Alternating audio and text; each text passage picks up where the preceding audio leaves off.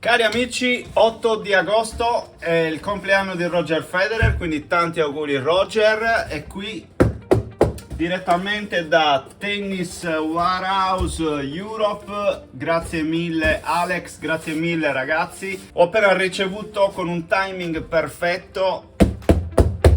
Sapete cosa c'è?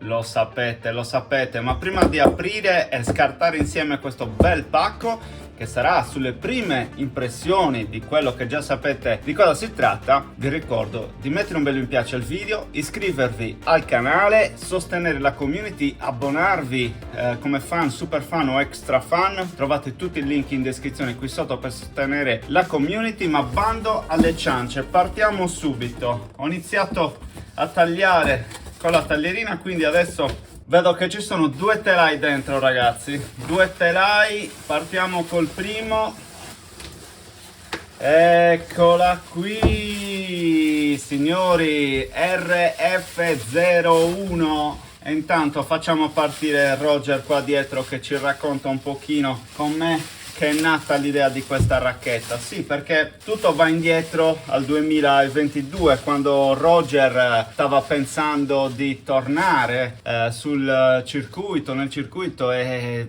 gli serviva uno strumento che lo potesse agevolare, un po' come è stato quando lui è passato dall'85 al piatto 90. Wilson Pro Staff, che al detta sua insomma l'ha sempre accompagnato nell'ambito della sua carriera da junior, aveva come idoli Edberg, Sampras, e quindi era stata una naturale adozione di questo telaio che chiaramente per il suo stile di gioco era perfetta, cucita su misura. Dopodiché era passato alla 90, che aveva effettuato diciamo come transizione piuttosto lineare. Il vero cambio avviene nel 2010, quando passa alla versione Pro Staff 97, quindi piatto corde decisamente più grande per agevolarlo nella gestione dei colpi alti, soprattutto il topspin di Rafa. Lui menziona questo, che comunque gli dava più real estate, più territorio, il centro utile della racchetta più grande per poter gestire al meglio l'esigenza di un tennis che nel frattempo si è evoluto tantissimo. E allora, arrivati al 2022, o forse l'anno prima addirittura, lui dice: ho contattato Wilson, mi sono posto il problema: come faccio se io torno nel circuito a rimanere competitivo, visto che ho 40 anni, ho anche 41 in realtà quando all'epoca dei fatti, il tennis continua a cambiare eccetera eccetera. Quindi sappiamo poi com'è andata, perché lui in realtà è andato a ritirarsi e quindi non gli è servita per il circuito, però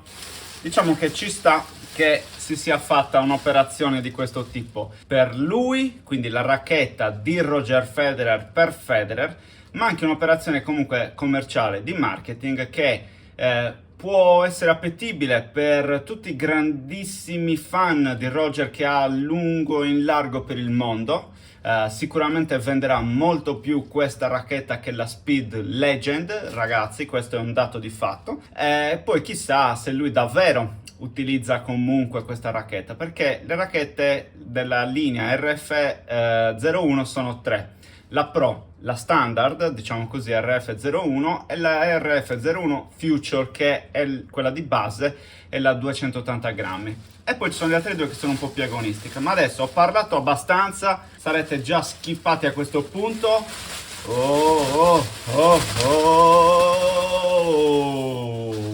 Wow ragazzi, wow! Che cosa abbiamo in mano? L'RF01 Pro. Questa è la Pro. Quindi 320 grammi signori, vi leggo le specifiche: bilanciamento 31,5, piatto corde 98, quindi leggermente più permissiva della Pro Staff 97. Tra 97 e 98 non cambia molto, diciamoci la verità. Onestamente avrei optato per un 100, almeno come opzione. Invece sono rimasti sulle 98, ma ci può stare. Rigidità su questa, stando a Tennis Warehouse Europe, che ringrazio ancora per avermi fornito i telai, e vi ricordo ragazzi che avete accesso al codice sconto su prodotti selezionati nel loro catalogo, trovate il link qui sotto. Rigidità 67, quindi un telaio medio, inizia a essere medio rigido, ma d'altronde, come è già stato in passato anche per le Pro Staff, non sono dei telai, a differenza delle Prestige, che nel tempo si sono un po' evolute, anche se però mediamente sono sempre state più morbide delle Pro Staff. La vera novità rispetto a una Pro Staff è nelle forme del telaio, che rimane decisamente più stondato, più ovale, più aerodinamico, per consentire le esigenze del tennis moderno, come Federer stesso ci dice, ossia più velocità, più spin, più possibilità di giocarsela e di avere, diciamo così, un gioco più aderente agli standard attuali. Il profilo dovrebbe essere, non è costante, quindi non più boxed, ma aerodinamico, e non è più costante. Siamo intorno ai 22 mm e 23 mm, dei profili che ricordano le più strike, le extreme, per intenderci, no? Quindi anche alla presa la sentite un pochino cicciotta, leggermente ovale. A me esteticamente siamo sul nero opaco grigio, ecco qua all'interno diventa un po' più grigio rispetto invece alla parte esterna, e mi sembra che la parte qua del cuore della racchetta sia più nera rispetto alla testa. Il manico è simil cuoio, ma non credo sia vero cuoio, è solo una questione estetica, diciamo così. Qua è interessante Roger Pugh Wilson, designed and engineered for the next generation of creative tennis players, quindi progettata per la prossima generazione di giocatori creativi, no? A livello di tecnologia abbiamo sicuramente la 45, che è stata introdotta a partire dalla Clash, quindi una tecnologia che migliora diciamo così, la gestione verticale dell'attrezzo, la sua flessibilità verticale, non tanto quanto la Shift, che ha anche il Paradigm Bending, però comunque, diciamo, aiuta, agevola la gestione dello spin. Pare, stando ad altri tester, io adesso non la apro qui sotto, che tra l'altro vi faccio notare, siccome in cellofanata, magari nel playtest, quando faremo il video per come gioca, toglierò anche il tappo. Dovrebbe avere schiuma all'interno, come già succede per le Blade, per esempio, e non dovrebbe avere altre particolari tecnologie, quindi dovrebbe essere una racchetta molto comunicativa, e non vedo l'ora di provarla in campo. Andiamo a vedere adesso anche l'altro telaio, che chiaramente esteticamente sarà uguale. Quello che cambia è il suo peso e la sua rigidità.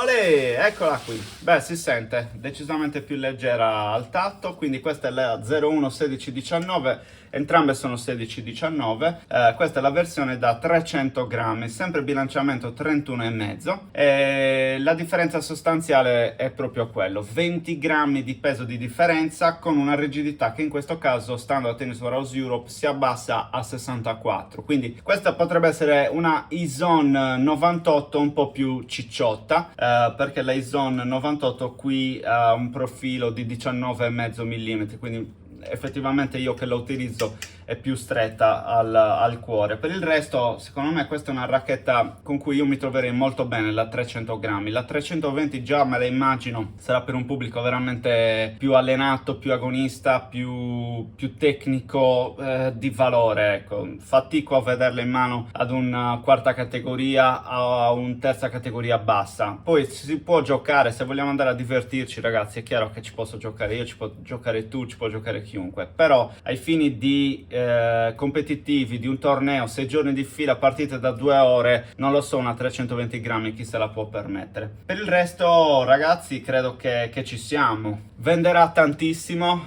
soprattutto questa versione da 300 grammi. La versione da 280 secondo me potrebbe vendere, come è stato anche dopo tutto per le Pro Staff L e LS, insomma, che avevano pesi leggeri, che davano come dire la possibilità anche al giocatore magari principiante di quasi sentirsi un po' Roger, tra virgolette, no? Non vedo l'ora di portarle in campo, quindi adesso le dovrò portare da Christian Fama Match Point, di cui vi ricordo avete lo sconto qua sotto in descrizione, trovate il link e il codice. E andremo ad incordare le racchette 22-21 con la corda che ultimamente ho deciso di utilizzare, che è la Polytour Strike. Le porterò in campo e quindi ci rivedremo fra qualche settimana per una recensione vera di come giocano. Adesso abbiamo fatto un unboxing e quindi abbiamo visto che cosa abbiamo diciamo in mano.